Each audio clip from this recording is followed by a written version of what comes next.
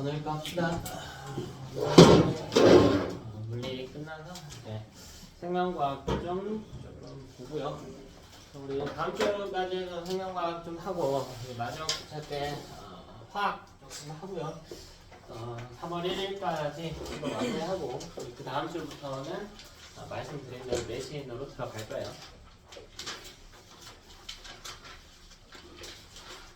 목숨 열심히 했습니까? 하늘아, 할만했니? 할만했어? 아니야? 하늘아, 노트 이제 공부해. 충격량 이 뭐죠? 중동량 처음 노트 안 보고 대답 못할까? 아이는 노트 안 보고 있어요. 안 보고 있어? 아이는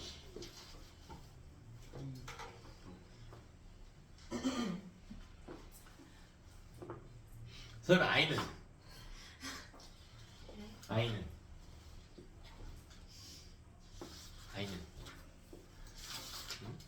응? 대답 못해? 아니 아이는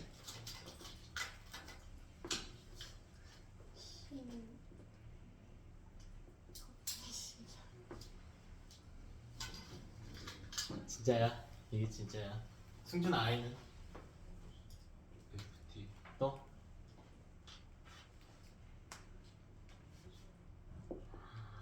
헐. 전 아이는?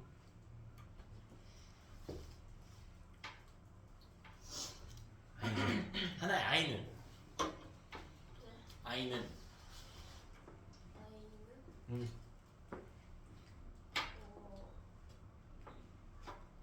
충격량 공식 뭐냐고 아이는? 헐. 응? 예원아 아이는? 또? 그렇죠. 애들 저답 나와야지. 아 진짜 어쩌려고 그래.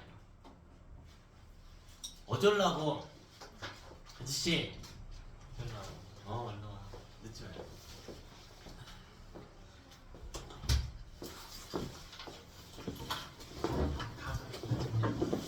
그럼 아이는? 네? 아이는? 기억이 안 나요. 기억이 안 나. 이러면 안 돼. 여러분은 아주 귀중한 한 주차를 지금 놓쳤어요. 여러분 분명 이제 물리를 어려워한다는 걸 알고 저번 주에 저랑 했던 약속이 좀 있는데 기억나나요? 계산 문제 잘 풀어오라고 했어요? 아니요. 뭐 해오라고 했어요? 정의랑 공식만은 무조건 다 암기해오라고 했잖아. 그치? 저랑 약속을 했는데 여러분은 물리에 대한 선입견을 좀 깨부실 아주 중요한 주차를 하나 놓쳤어요. 소리 영어학원 다니니?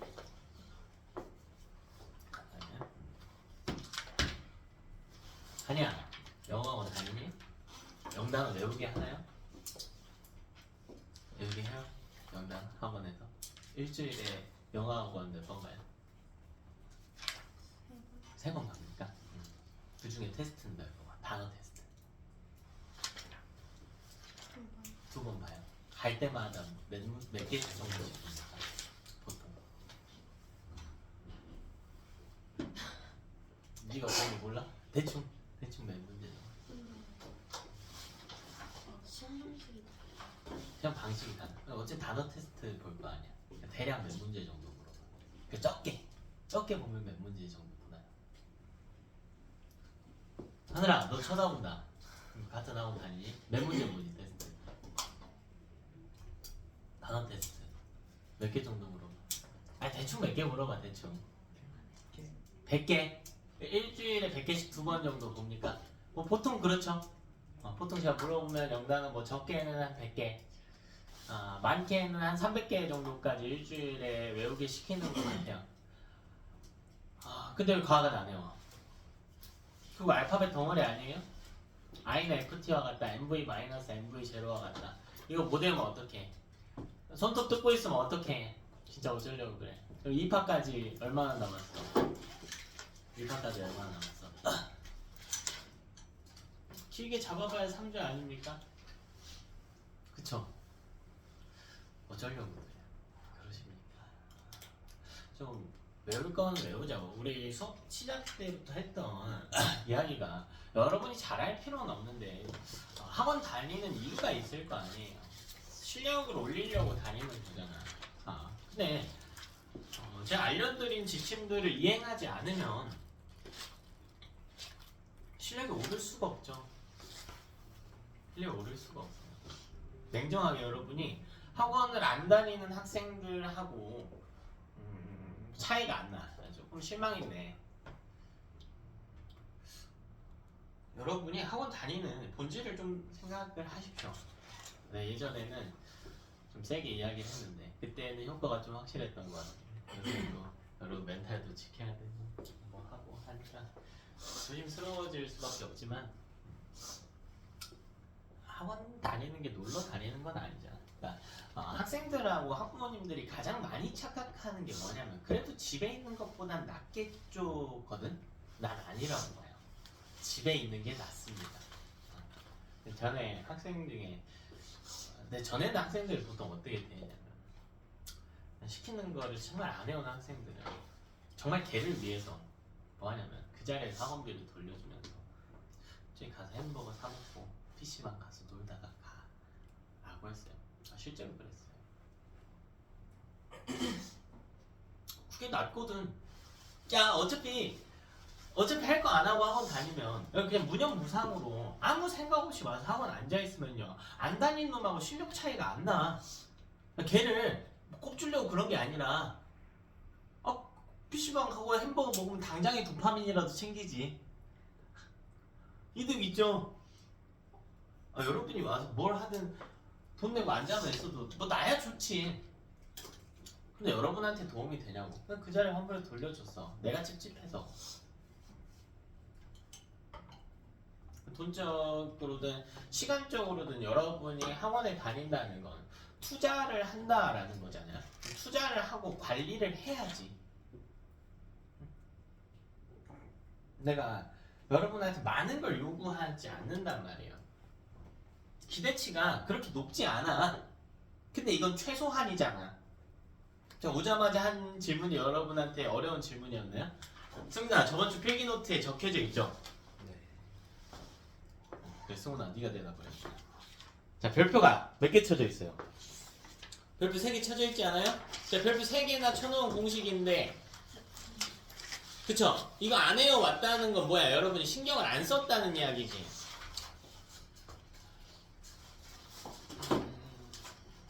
자, 여러분한테 복습하는 방법도 한 6주 전에 알려줬거든요. 어떤 식으로 복습을 해야 되는지 알려드렸어요. 여러분 스스로 어느 정도 서머리 할 수 있어야 된다라고 해서 말로 배운 내용들을 어느 정도 정리할 수 있어야 된다고 해서 저한테 대답할 필요 없어요. 여러분 스스로한테 대답해보세요.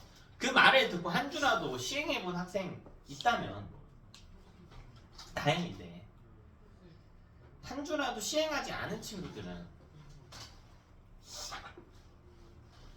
좀 장기적인 여러분의 미래를 한번 생각해봐. 정말 그렇게 변화 한 톨 없이 똑같이 지냈을 때 내 고등학교 내신 성적이 어떨지, 나중에 대학교를 선택할 때 어떻게 될지, 이번 주에 멀게 아니고 당장 이번 주에 시험 결과가 어떻게 될지, 그게 내 인생에 어떤 영향을 미칠지에 대해서 좀 생각을 해봤으면 좋겠어요. 좀 조금 충격인데 여러분이 공부를 잘할 필요 없어요. 학원 강사하는 입장에서 이런 말 하는 게 되게 그렇지만 나는 그렇게 생각해. 인생의 공부는 전혀 중요하지 않아요. 난 그렇게 생각해요. 실제로 전혀 중요하지 않아. 근데 왜 공부를 해야 되냐면 여러분이 평가받을 수 있는 방식이 많지 않아요. 대학교에서 뭐 평가할까요? 여러분 뭐 면접자리 하러 가가지고 인성 평가할 거야? 아니잖아. 대학교 가는 데 중요합니다. 또요, 대학교도 난 별로 중요하다고 생각 안 해. 대학교 안 나와도 돼요. 근데 여러분이 뭔가 열심히 해본 경험이 있어야 돼. 지금 당장 여러분 공부 말고 열심히 할 수 있는 게 뭐가 있어? 뭐가 있나요? 뭐가 있어? 뭐 열심히 할 거야? 코인 노래방 열심히 가서 가수 데뷔할 거예요? 유튜브 쇼츠 열심히 봐서 유튜버 될 겁니까? 될 거면 하세요 그렇게. 잠자는 거, 잠 오래 자는 거 연습하고 게으름 열심히 피우고 친구들하고 열심히 놀고 뭐 레크레이션 강사할 거예요? 그렇게 하세요. 근데 아니잖아. 좀 마인드를 견고하게 다졌으면 좋겠어. 애들 너네 첫 시험이요. 굉장히 빨라요. 시간이 진짜 얼마 안 남았어. 너네 4월 20일부터 보통 학교가 4월 20일부터 중간고사 보거든요. 그리고 당장 입학도 안 했지만 시험이 2달밖에 안 남았단 말이야. 내신 시험이. 바뀌어야 돼. 너네 통합과 지금 선행 어느 정도 했잖아요. 그럼 한 주 선행하고 돌아와서 테스트 보면 매주 다 맞나요? 아니 꼴랑 한 주분도 다 못 맞지. 근데 보통 시험에서는 한 5주, 6주분의 테스트를 본단 말이야. 그걸 한 번에 봐요.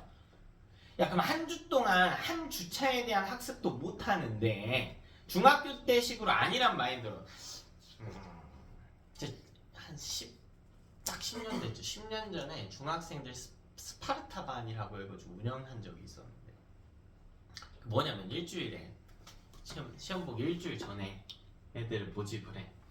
그래서 4번 불러요. 그래서 90.2로 만드는 거야. 거의 다 90.2로 만듭니다. 그러니까 여러분 생각에 그래도 나는 좀 한 일주일만 해도 잘하는 학생일 거야 라고 생각을 하겠지만 개뿔. 중학교 공부는요 진짜 조금 오바해서 이야기하면 돌고래 갖다 놔다 시켜도 공부합니다. 진짜요. 근데 통합과학 해봤잖아. 양과 난이도가 그렇지 않아요. 벼락치기로 절대 해결 못해. 미리미리 공부해야 돼요. 쌓아서 공부해야 돼. 지금 시험이 2달 남았다니까. 여기 입학도 안 했지만 사실 시험이 얼마 안 남았어요. 그럼 최소한 지금 시작은 안 해도 습관은 쌓아야 될 거 아니야. 습관은. 그래서 제가 계속 습관에 대한 이야기를 하고 있잖아요. 완벽할 필요가 없다고 했잖아. 내가 뭐 너네 숙제 좀 안 해온 날 있으면 뭐 죽일 듯 잡아먹고 했니? 아니잖아. 전에 그랬거든요. 아니잖아. 양보 많이 한 거예요. 저도 진짜 성질이 진짜 안 좋기로 유명했었는데 양보 많이 했잖아. 좋게 계속 이야기하잖아요. 여러분한테 매주 다음 주에는 조금 나아져라 라는 이야기를 하잖아요. 근데 여러분의 시간을 좀 되돌아보라고. 그 시간 동안 시킨 것을 잘 했는가? 제가 계속 문제풀이보다는 정의, 개념, 공식, 복습에 대한 집중도를 여러분한테 강조를 했는데 집중해서 강조를 했는데 잘 지키고 있나 보세요. 잘 지키고 있나 보세요. 그러니까 보면 엉덩이를 붙이는 시간이 늘어나는 게 보이는 학생들이 있거든요. 그거는 긍정적인 점인데 방향도 같이 체크하라고. 방향도 같이 체크해야 돼. 그러니까 여러분의 현재 상태를 몇 주 전과 비교했을 때 학습량의 차이가 없어. 엉덩이 붙이는 시간의 차이가 없어. 전혀 아무 생각이 없어. 그렇다면 학원을 안 다녀야 되는 상황인 거고 안 다녀야 되는 상황인 거고 내가 할 의지는 있는데 뭔가 질문을 해도 나아진 게 없고 저번 주랑 차이가 없는 것 같아 라고 하면 방법을 돌이켜봐야 돼. 제가 방법에 대한 이야기를 계속 하잖아요. 문제 많이 풀라고 안 하잖아. 지금 여러분 문제 푸는 주간이 아니라고 하잖아요. 문제는 여러분이 복습을 제대로 했나 확인하는 용도인 거고 복습을 했냐고 여러분한테 오늘 제가 숙제 검사를 했을 때 과제 검사를 하겠죠. 채워져 있나? 채워져 있으면 무슨 의미가 있냐고. 충격량 기본 공식에 대해서 대답을 못하는데 무슨 의미가 있냐고. 그러니까 나중 가서 이야기하지. 난 물리를 못해. 아니 시킨 거 하나도 안 해놓고 뭘 못해. 이거 얼마나 어이가 없냐고. 난 과학을 못해. 시킨 거 하나도 안 했잖아. 그냥 맨날 문제만 채워 넣었잖아요. 대체 언제부터 숙제가 문제집에 글씨 채워 넣기였냐고. 아니야. 복습부터 시작이에요.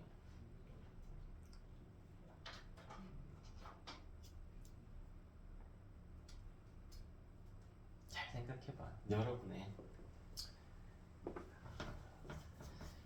미래를 잘 생각을 해보세요.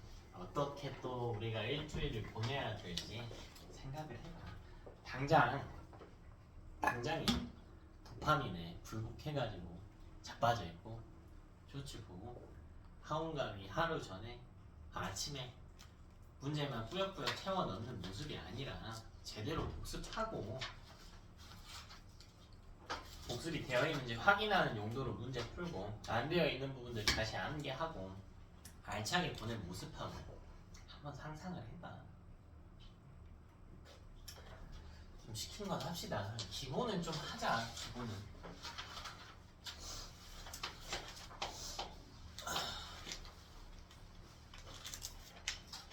또 오늘 물리 테스트 보고 어렵다고 하겠지. 얼마나 말 같지도 않은 소리야. 안 했잖아. 안 했잖아.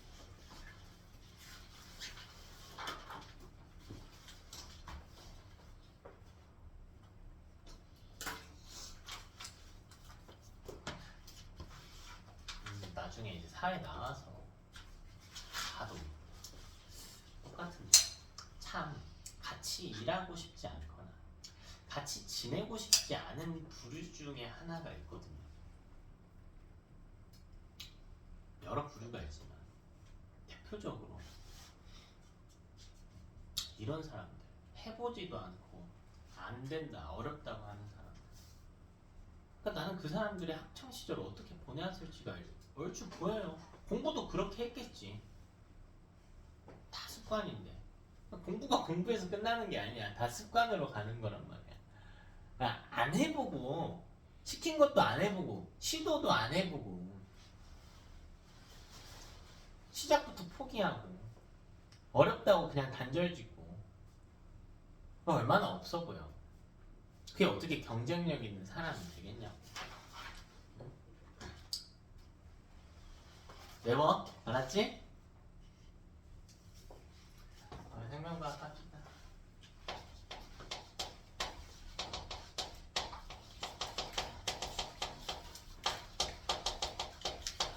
가장 먼저 이 생명 시스템이 어떻게 구성이 되어 있는지 단계에 대한 이야기를 좀 합시다. 자, 가장 먼저 세포라고 하는 기본 단위로 구성이 됩니다.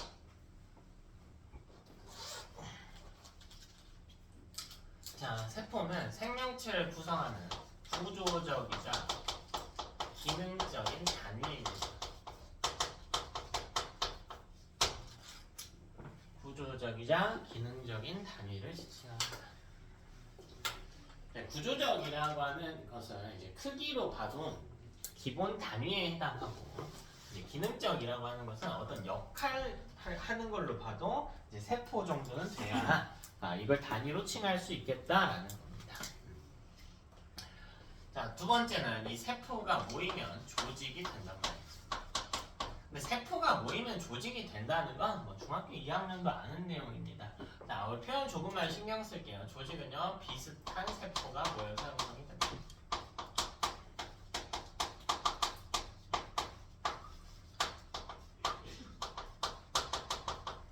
표현을 우리가 계속 신경 써야 돼요. 조직은 비슷한 세포가 모여서 형성이 됩니다.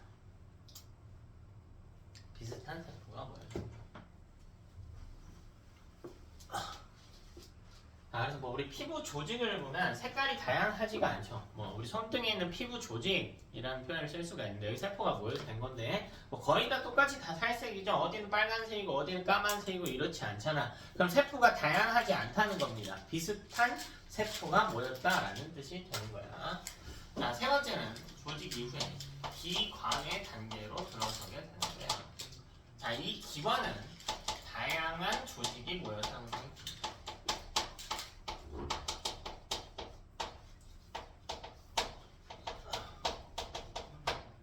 기관이라고 하면 독립적으로 특정 기능을 수행할 수 있는 단계인데, 뭐 예를 들면 우리 몸의 심장, 스스로 혈액을 펌핑할 수 있단 말이에요. 수축과 이완을 통해 혈액을 펌핑할 수 있죠.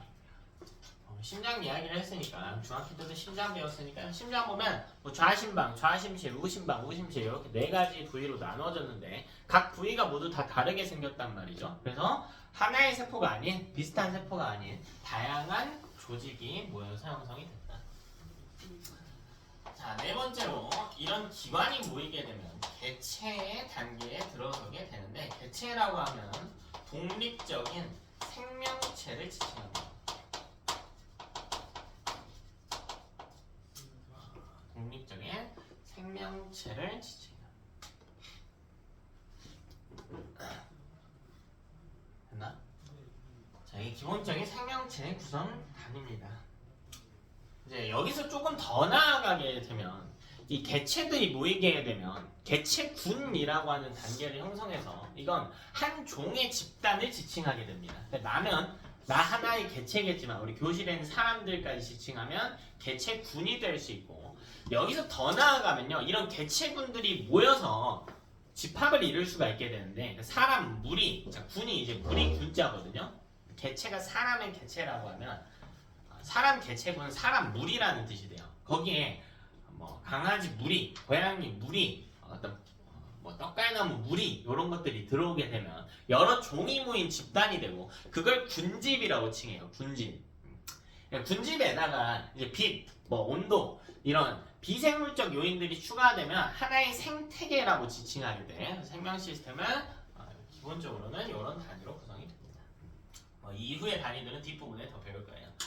자, 근데 모두가 동일한 단계를 가지는 게 아니고요. 이 조직과 기관 사이에 조직계라고 하는 단위를 가지는 친구들이 있어요. 자, 누가 있냐면 식물이에요. 식물. 식물은 세포, 조직, 조직계, 그리고 기관, 개체 단계로 구성이 됩니다.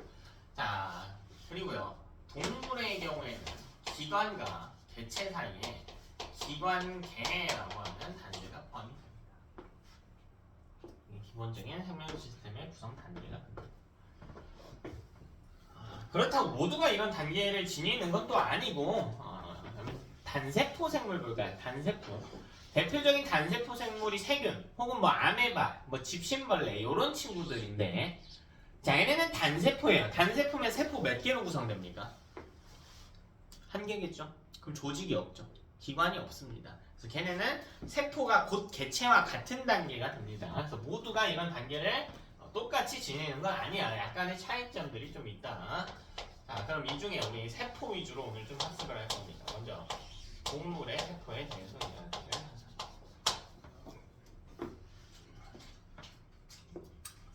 그림을 좀 그려가면서 합시다. 동물 세포가 동그랗게 있다라고. 우리 앞부분에 했던 이 생명과 관련된 생명체 구성물질 파트를 좀 생각해보면요. 생명체 안에 뭐가 있었냐면 다양한 물질이 있었어요. 뭐 물도 있고 단백질도 있고 뭣도 있고 했는데 그 중에 핵산 좀 볼게요. 핵산. 핵에 있는 산성물질 핵산이라고 부릅니다. 그러니까 핵산의 예시에 뭐가 있었습니까? 핵산 종류 중 뭐가 있었나요? DNA 있었고요. 또 뭐 있었습니까? RNA도 있었네요. 자, 얘네가 왜 핵산이냐면 핵에 있는 산성물질이란 말이야. 그래서 이 세포 안에는 핵이 존재합니다. 자, 핵이라고 하는 장소가 존재해요. 자, 이게 첫 번째 소기관 핵입니다. 핵이에요. 자, 핵 안에 누가 있냐면 DNA가 이렇게 있고요. RNA도 있습니다. RNA도 있습니다. DNA는 이중 나선 구조를 띠고 있고 RNA는 단일 가닥 형태로 그려져 있죠. 근데 핵에서 뭐 하냐면 그냥 단순히 얘네를 갖고 있는 게 아니라 사실 DNA를 가지고 RNA를 합성하는 역할을 하고 있습니다.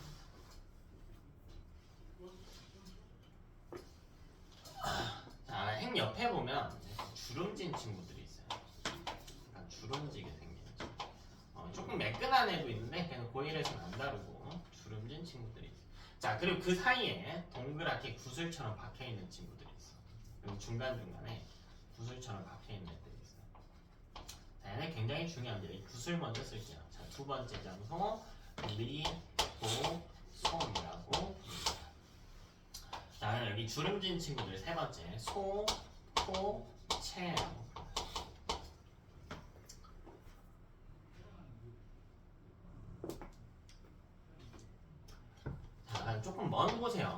주름진 친구들이 있는데 소포체랑 거의 똑같이 생겼고요. 얘는 4번 골지체라고 불러요. 골지체. 영어입니다. 골지가 영어예요. 골지체. 자, 그리고 여기 5번째 세포막이라고 부릅니다. 세포의 막.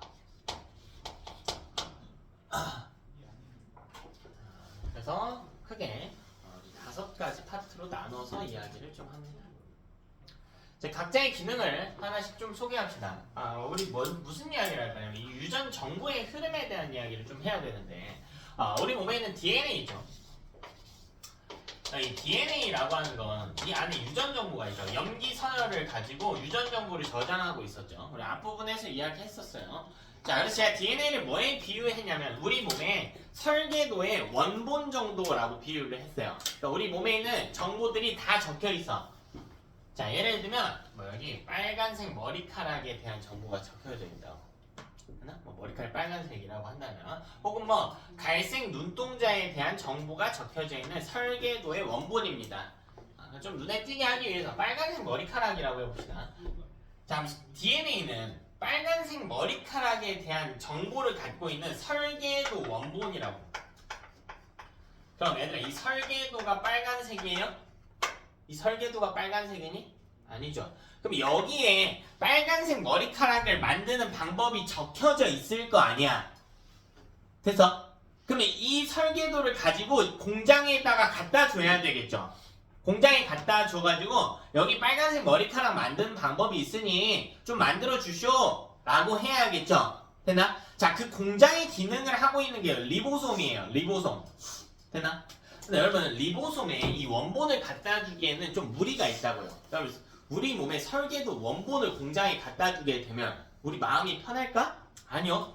왜? 그 원본이 손상될까봐 걱정이 되겠죠. 실제로 손상되는 일들이 있겠죠. 그래서 뭘 하냐면 이걸 리보솜에 갖다 주기 위해서요, 이걸 갖고 사본을 만든다고. 이게 사본의 형태라고요. 무슨 말인지 알겠어요? 이 사본의 개념인 거야. RNA가. 그럼 이걸 갖고 갖다 준다고 공장에. 근데 공장이 어디래요? 공장이 어디래? 공장이 어디래? 리보솜이래요. 리보솜. 리보솜이라고 하는 공장에 갖다 준대. 그럼 여기서 실제 물건을 만들어낼 거 아니야. 애가 빨간색이겠죠. 이게 뭐냐면 단백질인 거야. 이게 단백질인 거야. 그래서 이게 전체적인 흐름이거든요. 어렵지 않아요. 이 흐름을 이해하면 어렵지 않아. 자, 그럼 해석을 해보자. 여러분, 핵은요, 우리 몸의 세포에 있는 마치 금고 같은 장소인 거야. 거기에 설계도 원본을 저장하고 있어요. 되니? 자, 그럼 이 설계도를 가지고 공장에 갖다 줘야 된다고. 근데 이대로 갖다 주면 돼, 안 돼? 안 되죠. 그래서 핵에서 DNA를 갖고 RNA로 바꿔준다고. 이해됐어요? 그럼 이 사본을 갖고 공장으로 가야 된다고. 공장이 어디래요? 리보솜이래. 됐어? 그래서 이 RNA가 실제로 핵의 구멍이 있거든? 빠져나와요. 빠져나와. 그래서 리보솜으로 가요. 그럼 리보솜에서 RNA를 보고 만들어낸다고. 실제 물건에 해당하는 뭘요? 뭘 만들어? 단백질을 만들어낸다고. 이해됐어요? 되니? 그럼 실제 물건을 만들어냈단 말이에요. 그럼 이거 고객한테 배송을 해야겠죠. 필요한 장소에 배송을 해야 될 거 아니야. 설계도에 뭔가 만드는 방법이 적혀져 있어요. 예를 들면 뭐 이 텀블러를 만드는 방법이 적혀져 있다고 해봅시다. 그럼 이제 설계도 사본을 갖고 텀블러를 만들었어요. 그럼 배송을 해야겠지. 그럼 만든 물건을 그냥 이대로 갖다 주니? 아니요. 어떻게 해서 줍니까? 어떻게 해서 줘요? 포장해서 주죠. 왜요? 예쁘려고? 아니, 그것보다 본질적인 목표가 있지. 포장 왜 해요? 이대로 주면 이거 어떻게 될 수가 있어? 파손될 수가 있죠. 마찬가지야. 리보솜에서 이 단백질을 만들어냈는데 그 단백질이 필요한 장소로 갈 거란 말이에요. 근데 필요한 장소로 가는 동안 그냥 가게 되면 단백질에 손상이 있을 수가 있다고. 이해돼요? 그래서 이걸 한번 우리 애를 뽁뽁이로 둘러싸듯이 단백질 한번 싸주는 거야. 단백질을 작은 주머니에 싸주는 거예요. 그럼 그걸 해주는 장소가 있겠지. 그게 소포체예요. 그래서 리보솜에서 만든 단백질이 소포체로 전달이 됩니다. 애 이름이 왜 소포냐면 소가 뭐야? 어떻다는 뜻이야? 작다라는 뜻이죠. 포는 뭡니까? 한자야. 주머니 포자예요. 무슨 말이야? 작은 주머니에 담아준다고요. 뭘요? 단백질을 담아준다. 어렵지 않죠? 그럼 여기 뽁뽁이에 싸가지고 그냥 갖다 줍니까? 아니요. 뽁뽁이에 싸서는 못 갖다 주지. 송장이 붙어 있어야 될 거 아니야. 송장이 붙어 있으면 뭐가 있어야 돼? 박스에 다시 한번 담아줘야죠. 아니, 택배 기사님들이 어디로 가야 될지 알려면 송장이 붙여주려면 박스에 한번 더 포장해야 된단 말이야. 그래서 이걸 한번 더 싸주는 겁니다. 목적은 두 가지예요. 박스에 담으면 목적이 두 개겠지. 표적을 알려주는 거 하고요. 그러니까 도착 장소를 알려주는 것 하고, 실제 셰프에서는 이 역할보다 두 번째는 더 단단하게 해줘요. 그죠? 두 번째 역할이 조금 더 큽니다. 손상을 2차적으로 방지하기 위한 역할이 좀 더 커요. 자, 그거를 해주는 장소가 골지체야. 자, 우리 다시 흐름 따라가 볼게요. 리보솜에서 단백질 만들어진 그 단백질 넘겨준다고요. 소포체에서. 그럼 소포체에서 작은 주머니에 담아준다고. 그럼 작은 주머니에 담은 걸 전달한다고요. 어디로? 골지체에 전달한다. 골지는 영어예요. 골지체에 전달한다. 그럼 골지체에서 단백질을 한 번 더 싼다고요. 됐어? 그럼 포장 끝났죠? 물건 포장 끝났잖아. 그럼 마지막으로 통과하면 되겠지. 출입문. 거기가 세포막이야. 출입문. 그래서 세포막이야. 그래서 세포막을 따라서 이동하게 됩니다. 됐니? 그러니까 마치 세포가 하나의 마치 공장 단지처럼 운영이 된다는 겁니다. 됐습니까? 자, 근데 여기에 물질의 이동과는 상관이 없는 이런 애들을 소기관이라고 부르는데 소기관이 하나 더 존재해요. 어떻게 생겼냐면 자, 이렇게 애벌레처럼 생겼어요. 그 내부가 주름져 있습니다. 자, 이게 6번째 소기관이고요. 얘를 우리가 미토콘드리아라고 부릅니다. 중학교 2학년 때 배웁니다. 미토콘드리아라고. 자, 이 미토콘드리아는 뭐 하는 거냐면, 자, 1번부터 5번까지는 물질의 이동에 직접적으로 관여하는 장소란 말이에요. 미토콘드리아는 이동하고는 상관없어요. 근데 저게 왜 필요하냐면, 얘네가 일을 해야 되지. 일을 해야 되죠. 우리가 사람들한테 일을 시키려면 최소한 뭐는 줘야 돼요? 그쵸, 밥은 줘야죠. 밥을 주는 이유가 밥 자체가 필요하다기보단 몸에 뭐가 필요하기 때문일까? 에너지가 필요하기 때문이지. 자, 이 소기관들도 에너지를 필요로 해요. 그럼 에너지를 공급하는 장소가 있어야 될 거 아니야. 너네 일 열심히 하고 밥 차려주는 장소가 있어야 되지. 그게 미토콘드리아인 거야. 이해됐어? 그러니까 이 미토콘드리아는 그냥 식당 아주머니 정도 되는 거야. 영양사 아주머니 정도 되는 거야. 그냥 영양사 아주머니가 여러분 대신 공부해줘요? 아니죠. 이게 공장이라고 한다면 공장 인부들 대신 작업하는 거야? 그건 아니지. 근데 꼭 필요한 존재라는 거죠. 꼭 필요한 존재입니다. 자, 첫 번째 핵 볼게요. 핵. 자, 핵은 뭐 하는 장소라고 했냐면 DNA를 보관하는 장소라고 했어요. 일종의 금고 역할을 하고 있습니다. 자, 근데 보관만 하는 게 아니고 이 물건을 만들어야 될 때가 오면 DNA를 가지고 RNA를 합성하게 됩니다.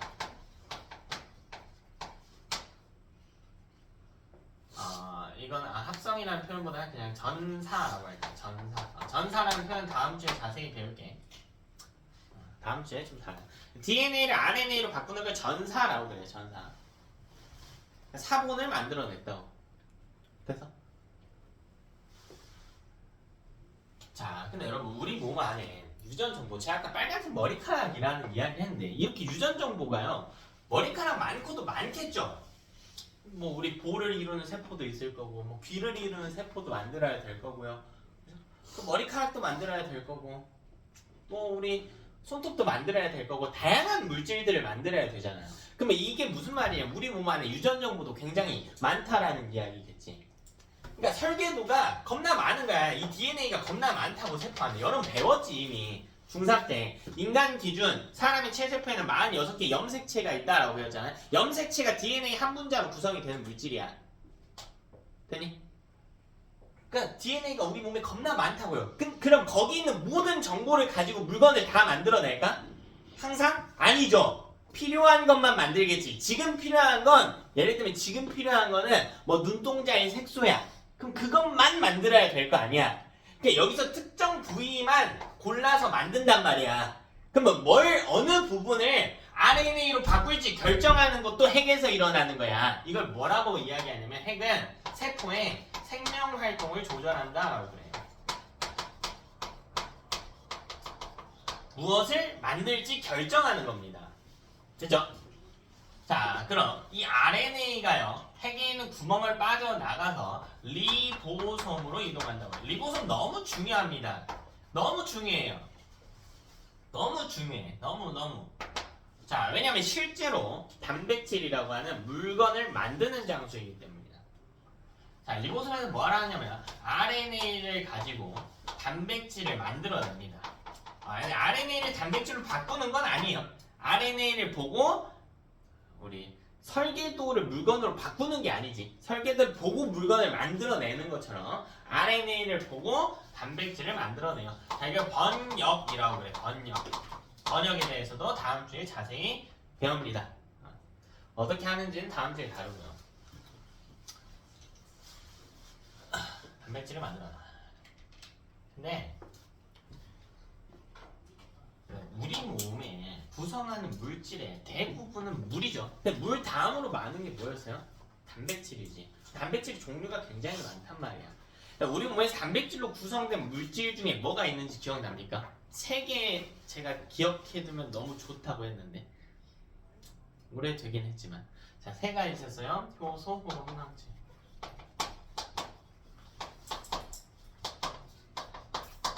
문제는 친절하지 않아.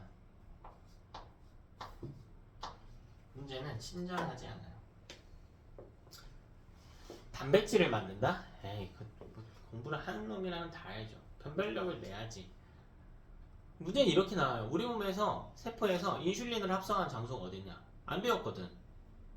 그렇게 접근하는 게 아니야, 얘들아. 배운 내용을 기반으로 접근하는 거예요. 인슐린은 어쨌든 호르몬이죠. 호르몬은 뭡니까? 호르몬은 뭐야? 단백질이요. 그럼 어디서 만들어져요? 리보솜에서 만들어진다. 됐어? 실제로 저는 시험 문제에 나온 적이 있어요. 우리 몸에서 효소 XRT1002가 어디서 만들어지는가? 뭔 말이야 대체? 그런 거 배운 적 없다고. 배운 걸로 전환해서 사고할 수 있어야 된다고. 효소도 어차피 뭐예요? 어차피 뭐라고? 효소가 뭐라고요? 단백질이라고. 그럼 어디서 만들어졌다고? 리보솜에서 만들어졌다고. 됐나? 자, 이렇게 표현이 대치돼서 나올 수가 있기 때문에 기억을 해주셔야 됩니다. 자, 그리고요. 단백질에 대해서 조금만 더 생각해 볼까요? 여러분, 단백질의 단위가 뭡니까? 단백질의 단위는 뭔가요? 단백질의 단위는 뭐야? 그쵸, 아미노산이죠. 몇 종류 있었나요? 아미노산 3종류 있었나요? 23종류 있었나요? 26종류 있었니? 응? 20종류 있었어요. 20종류. 아미노산 20종류 있었습니다. 자, 그래서 이 20종류의 아미노산들이 서로 결합을 한다라고 했어. 아미노산과 아미노산이 이루는 결합을 뭐라고 그래요? 아미노산 사이의 결합을 뭐라고 부릅니까? 그렇죠. 그러니까 이런 말이 나올 수도 있다니까. 펩타이드 결합이 형성된다.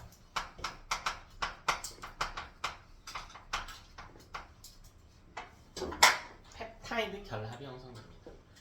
문제에서 그렇게 친절하게 물어보지 않아. 그냥 이렇게 물어봐요. 펩타이드 결합이 일어나는 장소가 어딘가? 그 본질을 파악해야지. 펩타이드 결합이 일어난다라고 하는 건 단백질을 형성한다라는 뜻과 같기 때문에 단백질은 리보솜에서 만들어진다. 자, 3번째. 그럼 이렇게 리보솜에서 만들어진 단백질을 소포체에서 포장해준다고.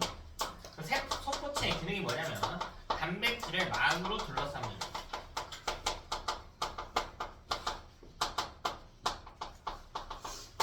단백질을 막으로 둘러쌉니다. 그래서 세포 내에서 수송하는 역할을 해요. 자, 여러분 이렇게 막으로 둘러싸인 단백질이 어디로 간다고 했어요? 어디로 간다고 했니? 소포체에서 막으로 둘러싸인 단백질이 어디로 간대? 아까 골지체에 간다라고 했잖아. 골지체에 간다고 했지. 그럼 여기서 이렇게 간다는 거잖아. 그러니까 세포 내에서 운반하는 거야. 이해돼서? 세포 내에서 운반해주는 겁니다. 자, 네 번째는 뭐냐면 골지체예요. 골지체.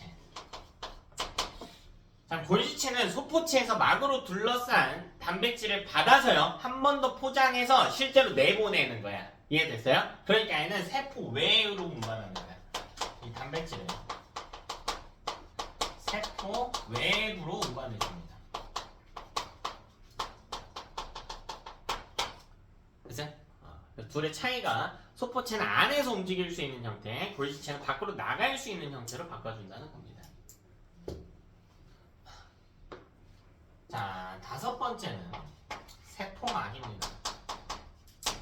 자, 세포막은 뭐 하냐면 실제로 물질이 출입하는 장소예요. 그러니까 이 공장 단지의 입구죠.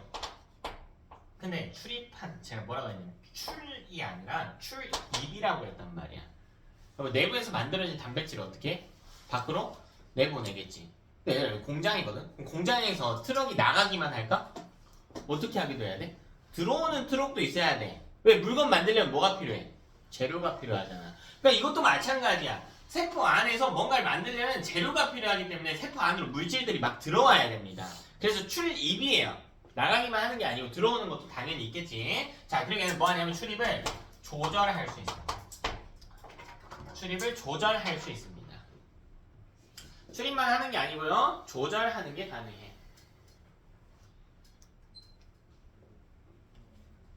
여기 출입문인데 여기 출입문을 관리하는 사람이 있는 거야. 아저씨가 있는 거야. 보니까요.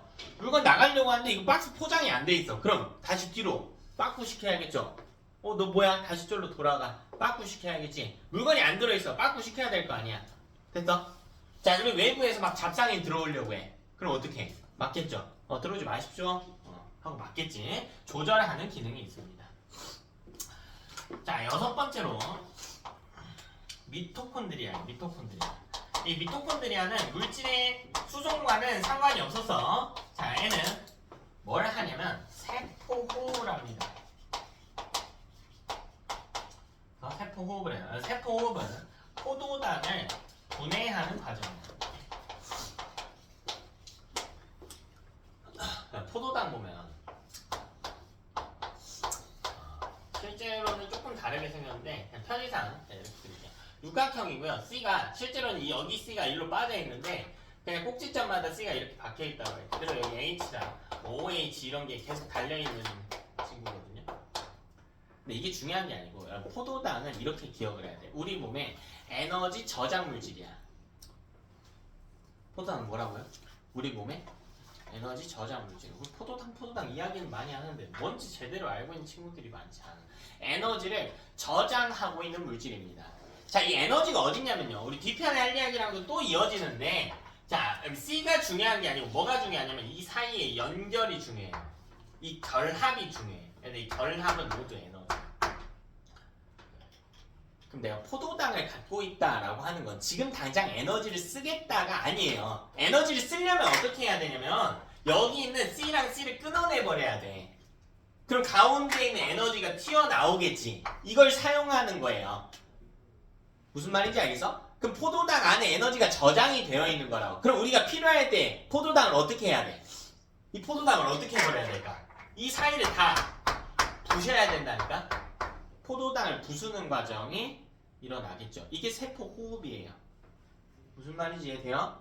이게 세포 호흡이라고. 그래서 세포 호흡은 포도당을 분해하는 과정이며 에너지를 발생시켜서 혹은 에너지를 발생시켜서 다른 세포 소기관에 공급하는 반응을 우리가 세포 호흡이라고 해. 포도당을 분해해서 에너지를 발생시키고요. 그걸 다른 친구들한테 공급해 줍니다. 됐지? 자, 이게 동물세포의 생김새입니다. 어려운 거 없습니다. 열심히 암기하시면 됩니다. 자, 그럼 식물의 세포의 생김새도 봅시다. 자, 식물의 세포는 동물의 세포랑 차이점이 크게 세 가지가 존재한다. 자, 어떤 세 가지 차이점이 있는지 한번 봅시다. 자, 일단 식물의 세포 그려는 봅시다. 자, 이렇게 생겼고요.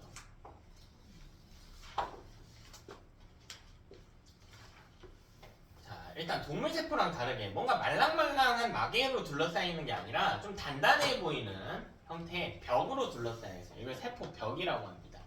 자, 그리고 이 안에 뭐 할 거냐면 동물세포 그대로 집어넣을 거야. 자, 식물세포 쉽게 외우는 법. 동물세포가 가지고 있는 소기관은요, 식물세포가 전부 다 가지고 있어요. 식물의 구조가 더 복잡합니다. 그래서 여기 있는 거 그대로 그리면 돼요. 여기 핵 1번. 여기 리보솜, 뭐 소포체, 주름진 소포체, 중간에 리보솜들. 여기 리보솜 2번, 소포체 3번, 골지체 좀 떨어진 곳에 소포체랑 닮은 곳 4번, 세포막 5번, 미토콘드리아 6번. 되니? 자, 동물이 가지고 있는 건 식물이 모두 다 가지고 있습니다.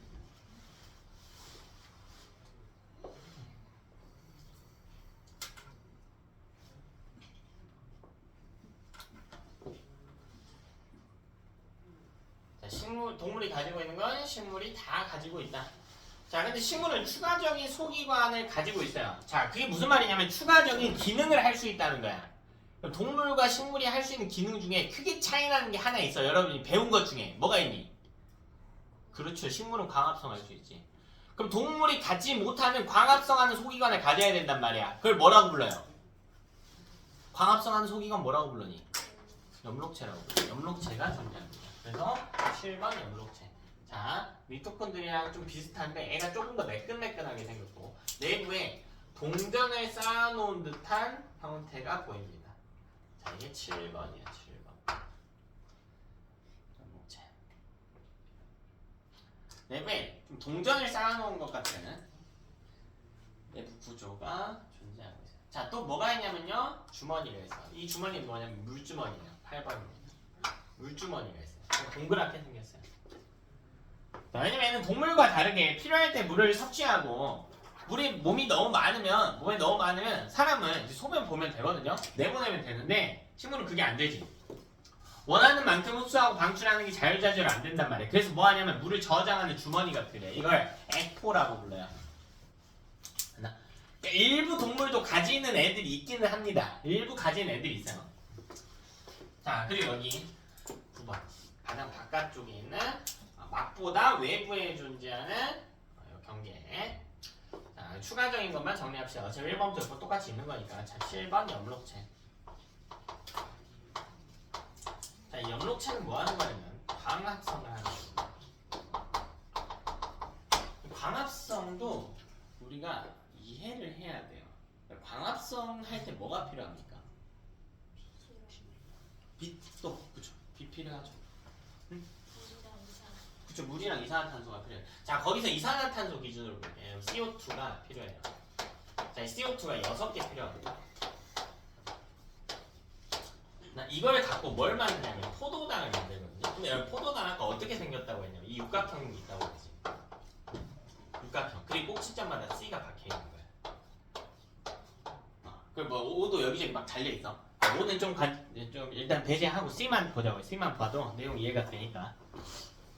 얘는 딱 봐봐 얘들아. 이거는 합친 거니 부순 거니? 그림 봐봐. 이걸 합쳐서 이렇게 만들었을까? 이걸 부셔서 이렇게 만들었을까? 합친 거죠. C끼리 막 엮어 붙인 거잖아 지금. 그러니까 합성이야, 합성. 되니? 근데 그게 중요한 게 아니라 뭐가 중요한 거냐면 이 사이에 있는 게 다 뭐라 그랬어? 이 결합이 다 뭐라 그랬어? 이게 다 뭐라 그랬어? 에너지라고 했잖아. 이걸 만드는 것 자체가 중요한 게 아니라 에너지를 이 사이에 숨겨놓는 거야. 저장해 놓는 거란 말이야. 저장해 놓는다고. 그래서 광합성이 뭐 하는 거냐면 포도당을 합성하는 과정이에요. 근데 포도당을 합성한다 같은 말이 뭐냐면 에너지를 저장한다라는 뜻과 같은 거야.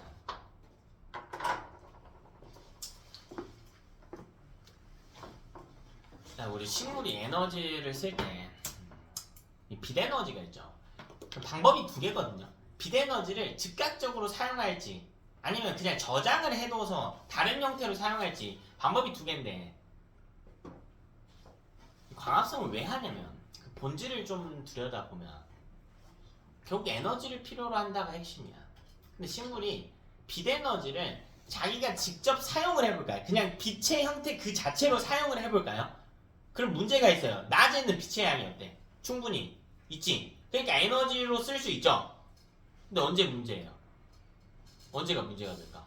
밤에 문제가 되지. 밤에 빛이 있어 없어? 없잖아. 그럼 밤에 쓸 에너지가 하나도 없다라는 뜻이 되는 거야. 그래서 빛을 사용하는 게 아니고 빛 에너지가 왜 필요하냐면 이때 이 과정에서 빛 에너지가 이렇게 들어와. 근데 이 빛 에너지를 붙잡아 두고 싶은 거야.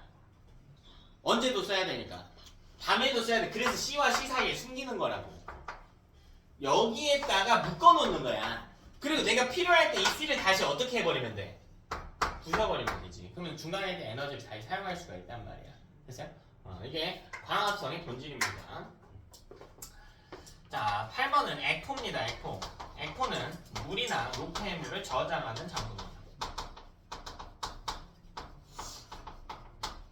그치? 물이나 노폐물을 저장하는 장소. 자, 9번 세포벽입니다. 자, 이 세포벽은 물질이 출입하는 장소예요. 그러나 조절은 불가합니다. 조절은 불가해요. 자, 또한 이 세포벽의 기능 중 중요한 게 얘는 형태를 유지하는 데 관여해요.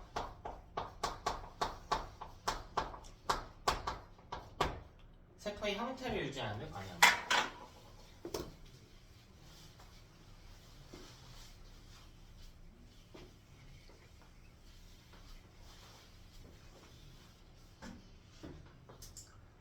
세포의 형태 유지에 관여합니다.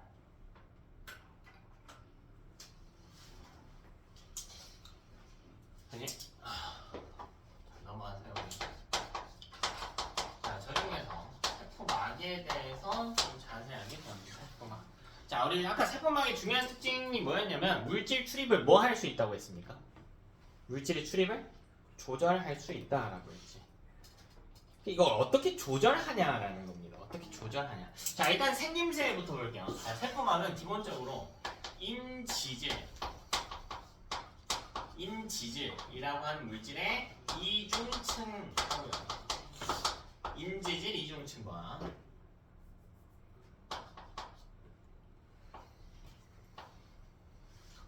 막 단백질로 구성이 됩니다.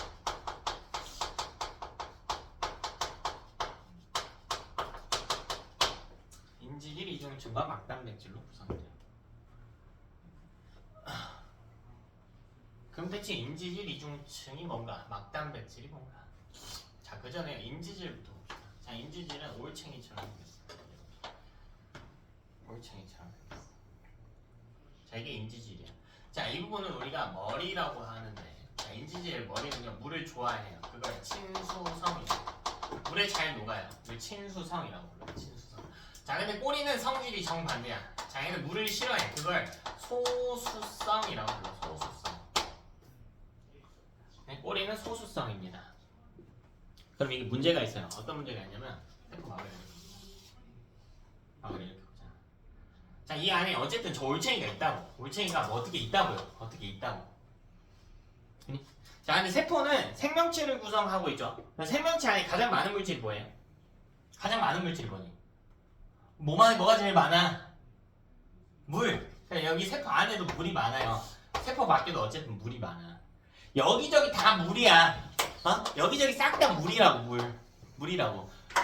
그럼 머리는 좋죠. 머리는 물 어떻게 한대? 좋아한대. 문제가 되는 게 누구니? 꼬리죠.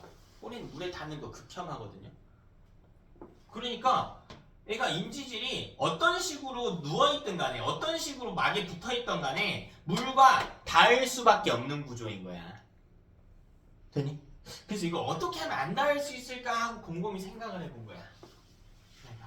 그래서 어떻게 되냐면요, 막이 이렇게 있으면 막 일부분만 그릴게요. 자, 한쪽은요 여기 세포가 안쪽이고 여기가 바깥쪽이야.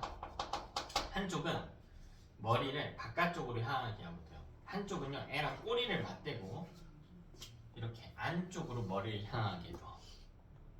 그럼 이 옆구리가 물에 닿겠지. 여기 닿겠죠. 안 닿게 하기 위해서 뭐 하냐면 지들끼리 이렇게 한 바퀴 뺑 둘러싸. 이렇게 한 바퀴를 뺑 둘러싸 버리는 거야. 뺑 둘러싸요. 그러니까 여기도 내부가 이렇게 뺑 머리가 둘러싸여 있어. 그럼 이 가운데 부분에 꼬리가 배치가 되겠죠.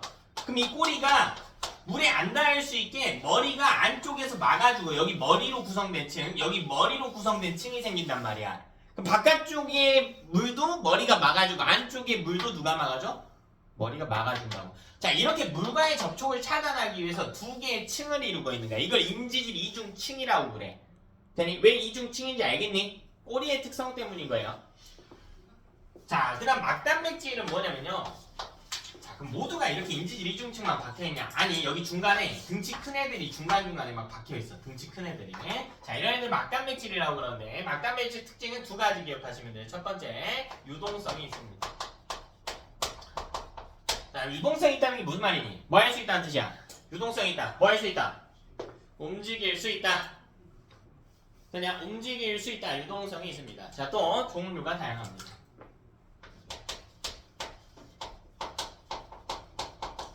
자, 유동성이 있고요. 종류가 다양합니다.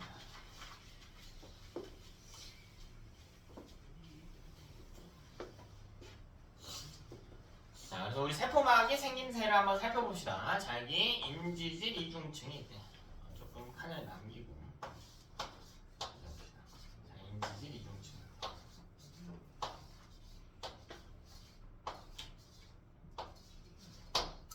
여기 인지질 이중층이 있네.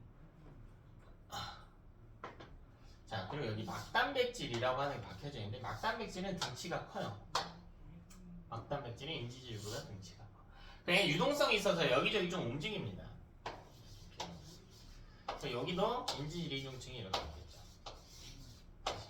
이중층이 이렇게 있죠. 그리고 막단백질이 또 박혀져 있고. 자, 이게 반복되는 구조인 거야. 자, 이게 반복되는 구조인 겁니다. 실제로는 둥글게 생겼겠죠. 제가 그냥 일자로 좀 배치를 해놨어요. 근데 여러분, 이렇게 생긴 건 생긴 건데 우리 세포막의 핵심 기능이 뭐 한다고? 뭘 할 수 있다고요? 물질의 출입을 조절할 수 있다.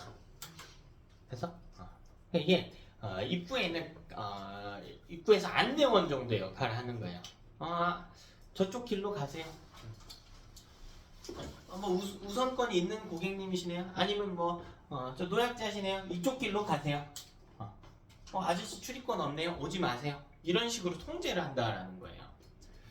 그래서 여기서도 물질이 안 밖으로 출입을 한단 말이에요. 왔다 갔다 해줘야 돼. 물질 출입이 있기는 하니까요. 자, 첫 번째 수송 방식이 뭐냐면 굳이 이 좁아 터진 이 인지질과 인지질 사이를 굳이 뚫고 지나가는 애들이죠. 이게 첫 번째 이동 방식이에요. 자, 이걸 단순 확산이라고. 그래서 단순 확산이라고 부릅니다. 네, 저기를 통과하려면 특징이 뭐가 있어야 될까? 저 좁은 틈을 비집고 막 가야 된다니까. 특징이 뭐가 있어야 될까요? 그렇죠, 잘 가야죠. 등치 큰 애들은 여기 못 가지. 그럼 등치 큰 애들을 위한 통로가 있어야 될 거 아니야. 그게 뭘까? 막단백질이지. 막단백질이 등치 큰 애들을 위한 통로인 거야. 그래서 두 번째 수송 방식은 이 막단백질을 통과하는 겁니다. 이게 촉진 확산이라고 부릅니다. 됐나? 촉진 확산이라고 부릅니다. 우리가 수송 방식 두 가지를 다뤄봤습니다.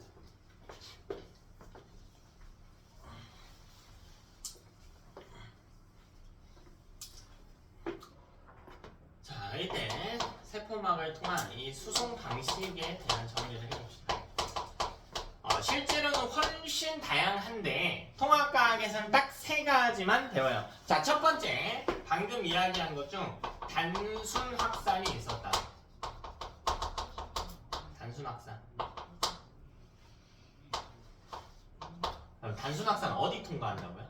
어디 통과한대? 인지질 이중층 사이를 통과한다.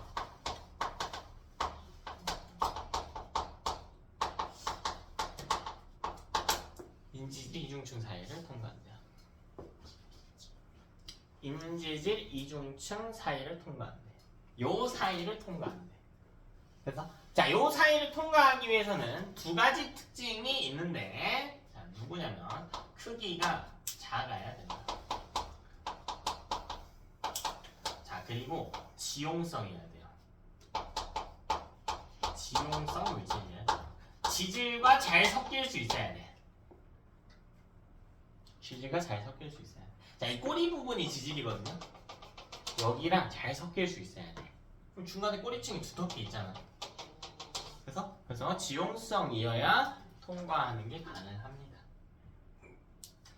자, 이런 애들이 누가 있냐면 예시도 다 외워야 돼요. O2, CO2가 있습니다. 자, O2와 CO2는 단순 확산하는 물질이에요. 되니?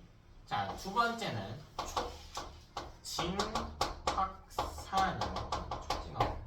자, 촉진확산은 막단백질 사이를 통과합니다.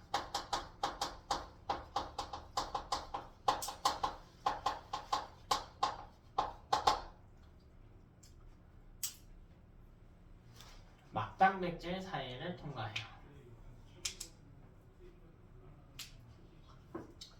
막단백질을 통과하는 이유가 단순 확산을 못했으니까 저길 통과했겠죠. 그 크기가 어땠기 때문이야. 크거나 크기가 크거나. 근데 크기가 작은 애들 중에서도 아까 뭐라 그랬냐면 단순 확산을 하려면 크기가 작고 성질은 어떤 성질을 띄어야 된다고 해서 지용성이어야 된다. 지질과 좀 섞일 수 있어야 된다고 했단 말이야. 지질의 대표적인 예시가 기름이거든. 기름과 안 섞이는 대표적인 물질은 뭐예요? 물이죠. 그러니까 물은 여기 통과해 못하는 상황인 거야. 그래서 이런 애들, 물 혹은 물하고 친한 애들, 걔네가 누구냐면 수용성. 수용성인 애들은 촉진 확산해야 돼요. 막단백질을 통과해야 돼요. 자, 이 예시가 누가 있냐 한번 보니까요. 크기가 좀 큰 포도당, 아미노산.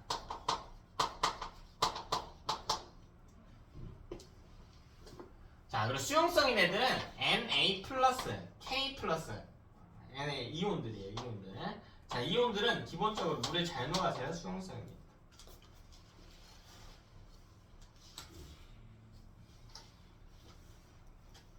네. 자, 세 번째 수송 방식은 뭐냐면 등치 작은 애들은 단순 확산, 좀 큰 애들은 무슨 확산? 촉진 확산, 그치? 지용성, 수용성의 차이도 있었지만 예시 다 외워야 돼. 근데 등치가 너무 커. 막단백질보다 커. 그럼 통과할 수 있을까 없을까? 없죠. 그럼 다른 방식을 선택합니다. 등치가 너무 커요. 자, 걔는 뭘 선택하냐면 3투라고 하는 방식을 선택해요. 3투는 한 줄만 좀 남겨놓고 그림 보면 여러분이 좀 이해가 될 것 같아요. 그림을 한번 보시죠. 자, 제가 여기다가 세포막을 좀 깔아놓을게요. 세포막이에요. 세포막입니다. 자, 그리고 양쪽에다가 물을 떠놓을게요. 같은 높이로 떠다 놓겠습니다. 그리고 안에 등치가 좀 큰 덩어리를 넣어볼게. 왼쪽에 두 개만 넣을게요. 이렇게 넣는 애들이 등치가 큰 애들이 대표적으로 녹말이나 설탕 이런 애들이에요. 나도 기억나는 친구들은 내용 연관이 될 텐데, 녹말은 다당류고 설탕 2당류였으니까 포도당보다 크지. 자, 오른쪽에는 4개 넣을게요. 4개 넣을게. 우리가 확산하는 이유를 알아야 된단 말이에요. 확산이 뭡니까? 대체 확산이 뭐죠? 확산이 뭐예요? 뭡니까 확산? 뭐야 확산? 소연아 뭐야 그래 확산? 확산이 뭐야? 편하게 이해해봐. 그래, 네가 아는 확산이 뭐야? 많아지는 거? 어디에 많아지는 게 확산? 많아지는 게 확산이? 승훈아 확산이 뭐야? 뭐 한다고? 많은 곳에서 없는 곳으로 이동을 한다 라고 알려져 있습니다. 그러니까 얘들아, 많은 곳에서 적은 곳으로 이 물질, 이게 물이니까 물에 녹아있는 물질을 용질이라고 표현하거든. 용질이 이동하는 걸 해석을 해보면 이걸 농도 관점에서 해석해볼까? 양쪽의 농도를 어떻게 하려고 하는 거예요? 같게 하고 싶다라는 거지. 됐나? 그러니까 고농도에서 저농도로 이렇게 표현이 되겠죠. 많은 곳에서 적은 곳으로보다 조금 표현을 달리 해보면 고농도에서 저농도로 용질이 이동하는 방식이지. 그죠? 그럼 여기서 확산을 한번 시켜보자고요. 그럼 여기 녹아있는 용질, 빨간색 용질이 어디서 어디로 가야 돼? 어디서 어디로 가야 돼? 농도를 맞추려면 오른쪽에서 왼쪽으로 가야 될 거 아니야. 이렇게 가야지. 근데 애가 너무 커. 그래서 막을 통과를 못해요. 그럼 문제가 생기죠. 자연 상태에서 양쪽의 농도를 맞추려고 하는 건 너무 당연한 일이거든. 자연스럽게 일어나는 일이야. 그러니까 자연 상태에서는 이 방향성이 좀 있는데 양쪽의 농도를 맞추려고 하는 쪽으로 움직여요. 물질들은 뭔가를 안 해주더라도. 근데 여기서 지금 향수를 한번 착 뿌려볼까요? 그럼 이 냄새가 시간이 지나면서 여러분 쪽으로 어떻게 돼? 퍼지겠지. 내가 바람 후 불어줘야 퍼질까? 아니, 지 알아서 퍼지죠. 그러니까 어떤 에너지 공급이 없더라도 자연스럽게 퍼지려고 하는 흐름이 있단 말이야. 이게 확산인 거야. 근데 확산의 목표가 뭐라고? 양쪽의 농도를 어떻게 하기 위해서? 같게 하기 위해서라는 거야. 근데 이렇게 되면 농도가 같아져, 안 같아져? 안 같아지죠. 여전히 오른쪽이 진하죠. 단맛이 많이 나겠지. 그래서 대신 누가 이동하냐면 물이 움직여요. 물이 역으로 움직입니다. 그럼 여기 수위는 어떻게 될까? 높아지죠. 여긴 낮아지죠. 이게 3투예요. 이게 3투야.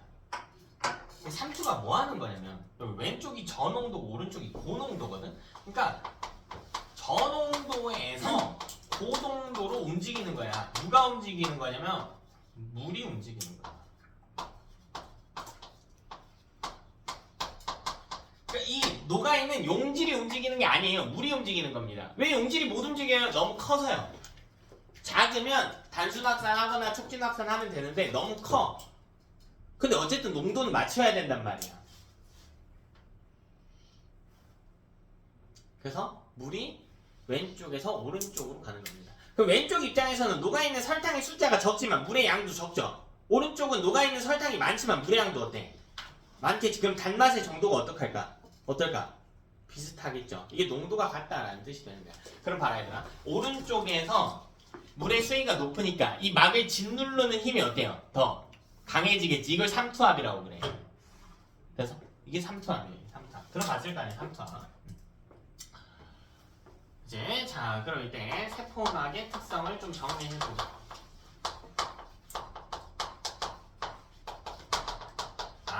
결국 이 물질을 이동시키는 건 어떤 목표가 뚜렷하게 있다기보다는 단순하게 뭐에 대한 이야기냐면 농도를 맞추려고 하는 움직임에 대한 이야기란 말이야. 그래서 자, 이렇게 농도를 맞추기 위해서 물 또는 물질을 움직이는데 수송 방식이 무려 몇 가지나 된다고? 무려 3가지나 된다고요. 그래서 어떤 물질이냐에 따라서 투과시키는 방식이 다르지. 이걸 우리가 뭐라고 부르냐면 선택적 투과성이라고. 너는 절로 가, 너는 절로 가 하는 걸 선택적 투과성이라고 불러요. 그래서 수송 방식이 뭐가 있었나 하고 보니까 단순 확산, 촉진 확산, 그리고 삼투 이렇게 3가지가 있어요. 그렇죠? 자, 실제로 더 있어요. 더 있어. 이 뭐 능동 수송이라고 해서 얘는 사실 고1 때 배우는 건 다 이제 수동 수송의 예시인 거고 능동 수송이라고 해서 말 그대로 조금 더 능동적으로 막 에너지를 써가면서 수송시키는 방법이 있는데 그건 안 다룹니다. 3가지가 있습니다. 자, 근데 이 셋의 공통점이 있어. 이 셋 다 뭘 맞추려고 한다고요? 양쪽이 뭘 맞추려고 한다고? 뭘 맞추려고 해? 농도를 맞추게 한다가 목표라니까요. 근데 농도를 맞추는 이런 움직임은 자연 상태에서 에너지가 필요 없는 움직임이에요. 그냥 지 알아서 농도가 맞춰집니다. 그래서 이 모두 에너지 소모가 없어요.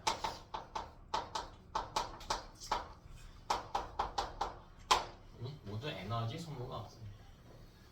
단 에너지 소모가 존재하는 수송 방식도 있어요. 그건 통과 때 배우지는 않아. 근데 우리가 배운 3가지 방식에 한해서는 에너지 소모가 없습니다. 자, 두 번째는 얘는 반투과성을 띱니다. 자, 반투과성이 뭐냐? 이름 그대로 모두가 투과할 수 있는 건 아니야. 일부 투과할 수 없는 물질도 존재한다라는 겁니다. 모두가 투과하는 것은 아니다.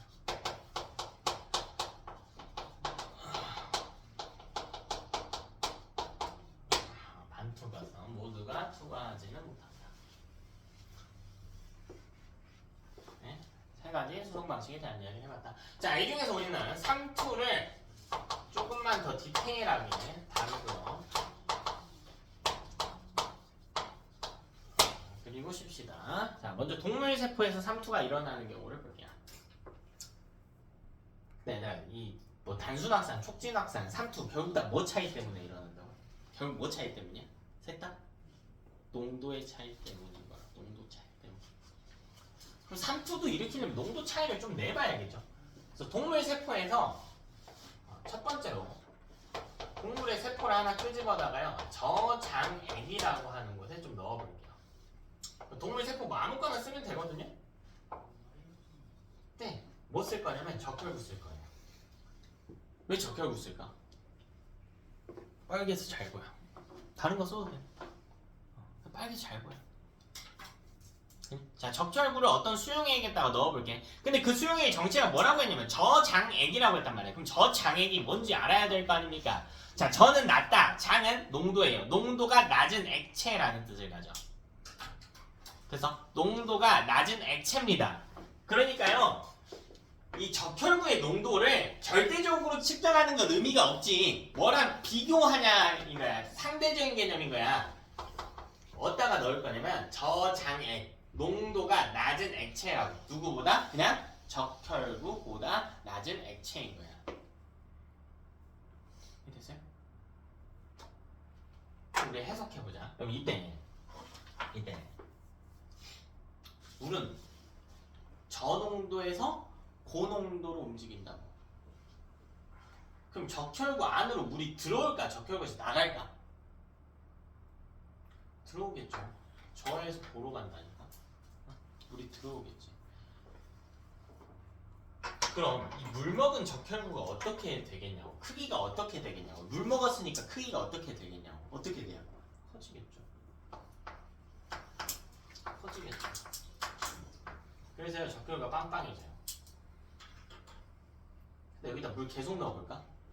어떻게 될까? 적혈구 물 계속 넣으면 어떻게 될까요? 터지죠. 여기 터지면. 그럼 터진 거는 그림에 이렇게 표시해줘. 그래서 이 물이 이 수용액에서 적혈구로 물이 이동합니다. 물이 수용액에서 적혈구로 이동합니다. 그럼 무슨 일이 일어나냐면 적혈구가 팽창합니다. 우리가 알던 원반 모양에서 동글동글한 구 모양으로 변하기 시작합니다. 자, 그러다가 뭐 할 수도 있냐면 터질 수도 있습니다. 그럼 이 적혈구가 터지면서 안에 있던 색소들이 막 튀어나오겠지. 적혈구 안에 있는 빨간색 색소 5개처럼 뭐라 그래? 헤모글로빈이라고 불러. 그럼 수용액이 어떤 색깔이 된다고요? 빨간색으로 변할 거야. 그러니까 마치 수용액이 피가 난 것처럼 보일 거 아니야? 이걸 우리가 용액이 피난 것 같다라고 해서 용혈 현상이라고. 용액에 피가 난 것 같다라고 해서 용혈 현상이라고. 용혈. 되니? 자, 우리 농도가 높은 액체를 한번 생각해 봅시다. 그러니까 나한테 아주 진한 설탕물이 있어요. 농도를 좀 낮춰볼까요? 농도를 낮춰볼까요? 아주 진한 물이에요. 그럼 설탕을 어떻게 한다는 이야기야? 조금씩 빼낸다는 이야기죠. 설탕만 어떻게 골라서 뺄 수 있다고 해봅시다. 자, 그럼 농도를 0%로 만들어 볼까? 그럼 그 안에는 뭐밖에 없을까요? 설탕이 하나도 없잖아. 설탕물에 설탕 하나도 없으면 뭐야? 설탕물에 설탕이 하나도 없어. 그럼 그게 뭐야? 물이죠. 농도가 0%인 상태는 뭐밖에 없는 상태니? 그냥 물밖에 없는 상태야. 우리 이런 물을 뭐라고 부르는지 알아? 순수한 H2O만 존재하는 상태의 물? 증류수라고 부르지. 그럼 증류수 먹으면 돼요, 안 돼요? 증류수 먹으면 돼, 안 돼요? 안 된다니까. 우리 적혈구 다 터진다고. 몸의 농도가 쭉 낮아지면서 적혈구 다 터진다니까요. 무슨 말인지 알겠어? 그러니까 물은 위험한 물질인 거야 사실. 우리가 맨날 먹잖아. 그럼 사실 그 먹는 물은 순수한 물일까? 아니죠. 몸하고 농도가 어떻게 해놓은 물이야? 비슷하게 해놓은 물인 거지. 됐어요? 우리가 먹는 물은 순수한 H2O가 당연히 아닙니다. 당연히 아니에요. 일상적인 용어랑 구분을 하셔야 돼요. 과학에서 이야기하는 물은 항상 H2O입니다. 자, 두 번째는 그렇다면 농도가 똑같은 액체에 넣어볼까요? 농도가 똑같은 액체 등장액이라고 그래. 같을 등장. 자, 그리고 이렇게 넣어봅시다. 수용이 있고요. 자, 근데 얘는 액체가요. 같아. 농도가. 적혈구랑 액체의 농도가 같아. 되니? 여기다가 넣으면 물 움직이냐고 안 움직이냐고? 안 움직이겠죠. 그치? 움직입니다. 자, 들어오고요. 나가요. 이 양이 같습니다.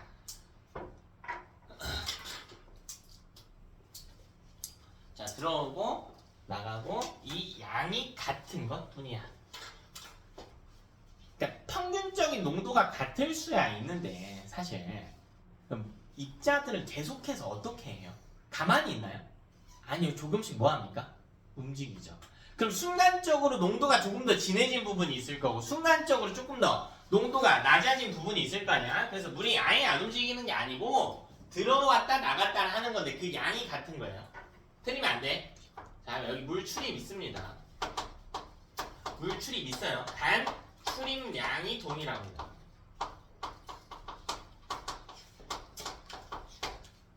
물의 출입이 존재합니다. 그러나 들어오는 양만큼 똑같이 나가기 때문에 적혈구의 크기 변화는 없습니다. 됐죠? 자, 세 번째로 농도가 진한 액체에 넣어봅시다. 농도가 진한 액체 고장액이라고 부릅니다. 그래서 우리 적혈구보다 농도가 높은 상태의 액체를 준비해봅시다. 여기 고예요. 적혈구 이렇게. 해석합니다. 얘는 물이 빠져나가죠. 그럼 적혈구가 찌그러집니다.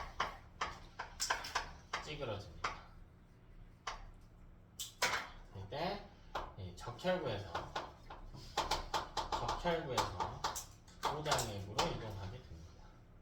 따라서 적혈구가 찌그러지는 수축하는 현상을 볼 수 있습니다. 요거 그림이 실제 이런 식으로 나오는데 이걸 터졌다고 생각하는데 그림 구분하셔야 돼요. 이거 터진 거 아니에요. 여기 터진 건 이렇게 그려집니다. 적혈구가 수축하게 됩니다. 그래서 우리가 아는 원반 모양이 아니라 바람 빠진 튜브 마냥 찌그러지게 된다. 그치? 이거는 식물에다가 넣어볼게요. 식물 세포의 상투 현상에 대해서 관측해봅시다.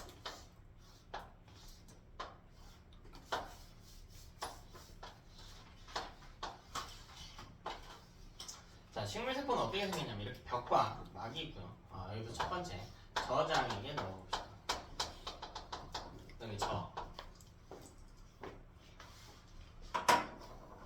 자, 그럼 물이 이렇게 들어온다. 물이 들어와요. 식물에서는 이 물의 이동에 따른 부피가 어떻게 변화하냐면 막은 변화하는데 벽은 변화가 없다고 생각하시면 돼요. 벽은 그대로 있어요. 막만 변합니다. 근데 어쨌든 막 안쪽으로 물이 들어왔기 때문에 막이 커져요. 그래서 거의 벽에 들러붙어 벽하고 밀착하게 됩니다. 엄청 빵빵해지겠죠. 내부에 빈 공간이 거의 없어요. 사이에. 그래서 이때 막하고 벽 사이에 거리가 감소하게 됩니다. 자, 단 터지지는 않습니다. 동물과 다르게 터지지는 않아요.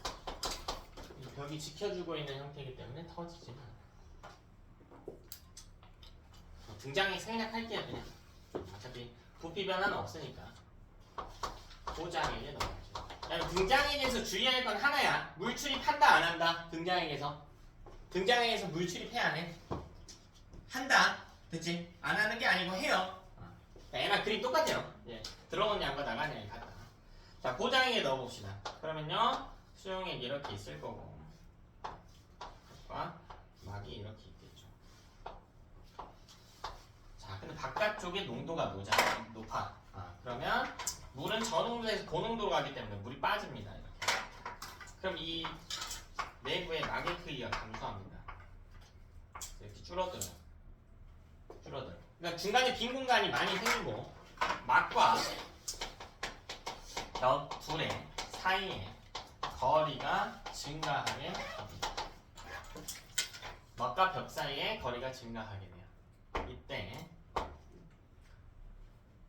이걸 뭐라고 부르냐면 식물에서 원래 형태가 분리됐다. 원형질 분리라고 부릅니다. 이걸 원형질 분리라고 불러요. 식물세포를 보장해 놓으면 원형질 분리 현상이 일어납니다. 되니 이 3트에 대해서 이야기를 해봤고요. 오늘 남은 시간이 조금 타이트한데 화장실 정도 다녀오고 30분에 딱 시작할게요.